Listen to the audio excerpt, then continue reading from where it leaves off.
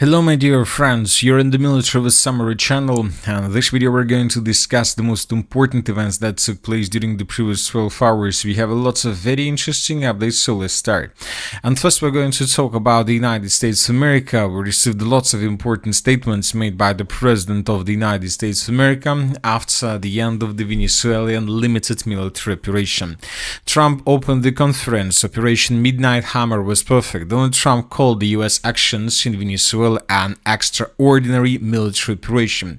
There hasn't been an operation like this since World War II. We have restored justice. The goal of the US operation in Venezuela was to capture Maduro. Maduro and his wife will face American justice. Trump accused Maduro and his wife of narco-terrorism. We have cuts off 97% of the drugs coming into our country. If you saw what I saw last night, you would be impressed. I don't think you'll see it. We will govern Venezuela. The United States intends to govern Venezuela until it can carry out a safe, orderly, and rational transition of power. Trump stated that during the operation to capture Maduro, all of Venezuela's military capabilities were disabled. The American leader compared the operation in the Caracas to the strike on Soleimani, calling it one of the most impressive in U.S. history. We can carry out a second wave of attacks. It will be larger, and we are ready. However, right now that probably won't be necessary. The first attack was successful.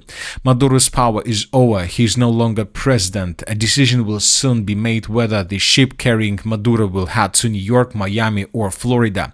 We will make the people of Venezuela rich, independent, and secure. Trump, we have absolute evidence of Maduro's guilt, which will be presented to the court. But this is not the end of the situation in Venezuela, and the thing that the president, or already a former president of Venezuela, was captured doesn't mean that the situation with Venezuela was over and stabilized with the United States of America. During the previous 12 hours also we received lots of photos of videos of Maduro when he was brought to New York, and on Monday he is going to face a court where most likely he first decisions will be made regarding his destiny.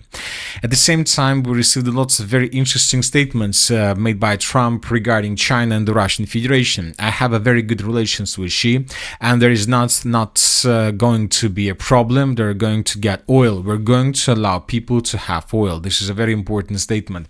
I'm not thrilled with Russia, with Putin. We didn't talk to Putin about Maduro. I'm not afraid of Putin. I'm not thrilled with him.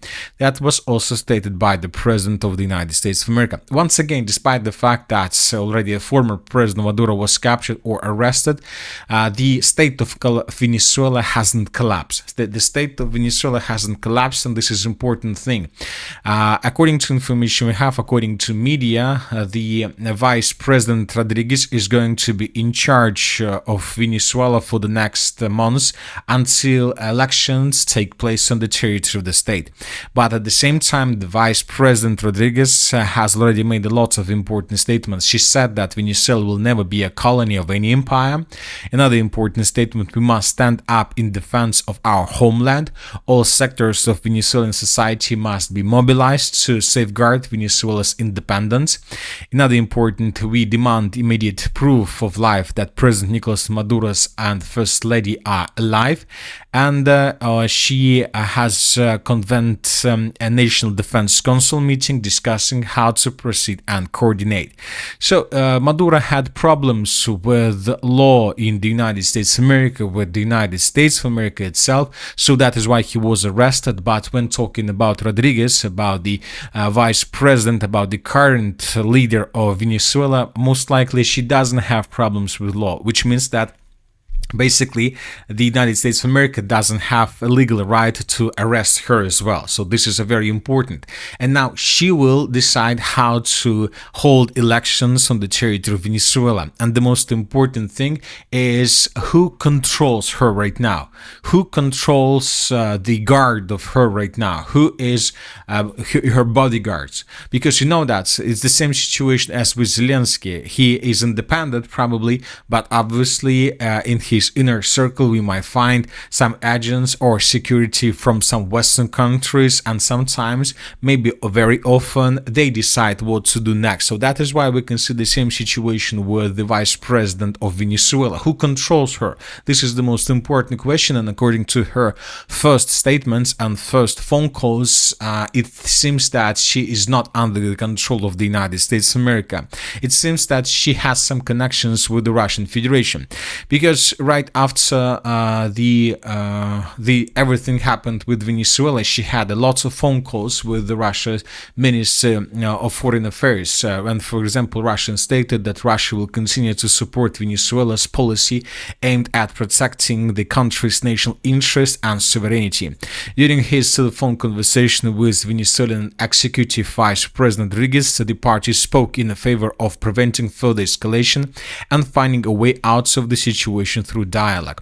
So this is a very important thing: who controls the vice president of Venezuela and the current leader of Venezuela, because based on this situation we will understand who is going to become the next president of Venezuela. And despite the fact that the United States of America captured Maduro, it doesn't mean that the next president will play a game in the US favor. The situation could be completely different and completely opposite to everything that was stated by the president of the United States of America. Of course, Trump and the United States of America will try to do everything they can to run Venezuela until elections, and they will do this, but not today. And starting from tomorrow, we will get more and more updates about the situation in this sphere.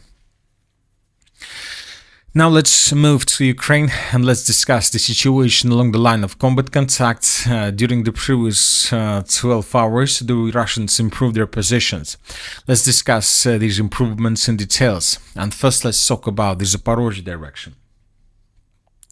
According to information we have, according to neutral mappers, the Russians began advancing further in the western direction from the settlement of Gulay-Polye. Now the Russians are advancing in the direction of several settlements. The Russians are trying to check the Ukrainian capabilities around the settlement of Zelene. The Russians are improving their positions in the direction of the settlements of Stara Ukrainka and Sveta-Petrivka. First of all, we are talking about the sabotage and reconnaissance groups, and the Russians began advancing in the direction of Zaliznichne first. And another important thing is that Russians began advancing from the south in the direction of the settlement of Zaliznichne through these fields along railways.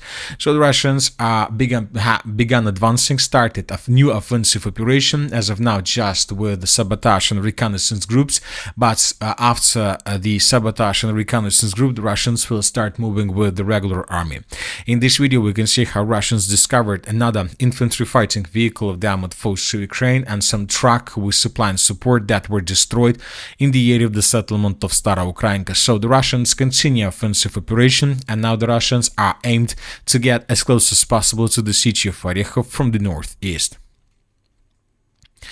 As for the Dobropolye direction, we have the same story. According to different sources, the Russians began a major or a full-scale offensive operation with the purpose to break through Ukrainian defense as soon as possible and to enter the settlements of Belitskaya, Novoshakhova, Novodonbass, Dobropolye, Shevchenka, Grishina, and to approach and to shorten the distance to Sergeyevka to establish complete control over Novopodgorodny.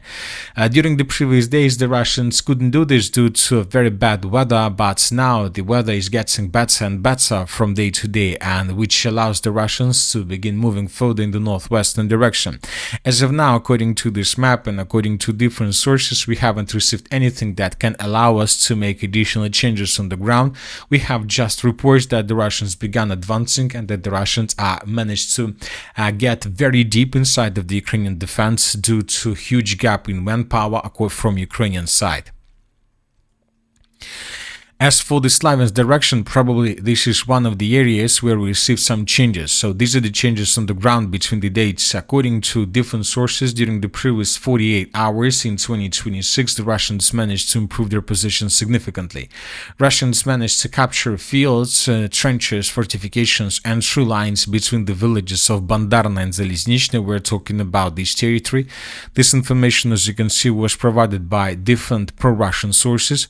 Furthermore, the Russians Russians improved their positions around the settlements of Svyatopokrovska towards the village by the name of Riznikovka. So a few more trenches, few more true lines were captured by Russians according to a neutral mapper. So this is the situation in this area. Very slowly, but step by step, the Russians are moving further in the western direction. As for the Liman direction, the Russians are not changing its tactics. They are completely focused on the Ukraine's logistic. In this video, we can see how another vehicle of the armored forces of Ukraine was trying probably to get to the city of Liman, but was destroyed with FPV drone attack. So the story is not changing in this direction. The Russians are trying to exhaust Ukrainians before beginning their major assault on the city of Liman. As for the city of Kupiansk, during the previous 24 hours and night, we haven't received anything that can allow us to change the map. The weather is too bad for both the Russians and the Ukrainians to make any active actions along the line of combat contact.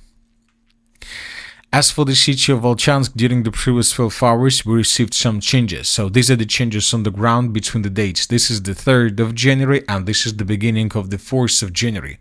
The Russians, according to information we have, according to a neutral mapper, managed to improve their positions along the Miru Street towards the central part of the settlement of Ovchansky Hutory. This information was confirmed by neutral mappers and was first of all provided by the group of forces north. Furthermore, the Russians managed to shorten the distance to the village of Gravska, which is located along the river of Seversky Donets, which means that in coming days, or maybe today, the Russians will start an assault operation on the settlement itself with the purpose to establish complete control over the territory and then to continue advancing further in the southern direction towards the settlements of Semyonovka, Losovka and Chisterevka. As for the Sumy direction, the Russians are intensifying their assault operation on the territory of the settlement of Raiska. The Ukrainians managed to introduce additional forces in this area with the purpose to stabilize the situation and not to allow the Russians to take the settlement under complete control. The Russians see the movements of Ukrainian forces in this area, so that is why during the previous 24 hours the Russians were focused to destroy as many as possible temporary deployment points of the armored forces of Ukraine in this area. A lots of explosions and a lots of attacks were recorded. The Russians were bombing and attacking the settlement of Ryasna with aviation, which means that in coming days the Russians will launch drones, FPV drones, to secure the village, the settlement, and then a ground operation will begin. So this is the situation in Ukraine. The Russians continue their offensive operation. During the previous 12 hours, we also received lots of statements from Ukrainian sides. According to, for example, Arachmia, the Ukrainian authorities want a 90-day ceasefire, not just to hold a referendum on the peace agreement, but a 3-month ceasefire before it. Furthermore, the Ukrainians are going to have a referendum and the president elections at the same day. At the same time, we have a very important statement. According to Ukrainian authorities, during this referendum, the Ukrainians will be asked just a simple question: do you support the peace agreement or not? But this is the most important situation because there are several peace agreements. For example, there is a 20-point plan that was prepared by Zelensky and the European allies, which will never be accepted from the Russian side. And even if you ask Ukrainians about this plan, and if Ukrainians agree to accept this plan, it doesn't mean that Russians will agree with this. So that is why we see that Ukraine is trying to have some political process through Ukraine, but this political process don't correspond with the demands of the Russian side. Once again, the 20-point plan proposed by Zelensky, which most likely will be used for the possible referendum, is not something that Russia wants or will accept. So that is why we believe that as of now, Ukraine is trying to get some time, to win some time, to survive during this winter period of time, and then to continue everything that we saw in 2024, 2025, and so on. Another important statement was made, of course, on China. In China, China condemns the use of force against Venezuela as a violation of international law and sovereignty. So we see that most likely China and Russia will play additional role in the Venezuela. Most likely China and Russia have some control over the vice president of Venezuela, which means that the situation in this country hasn't finished yet.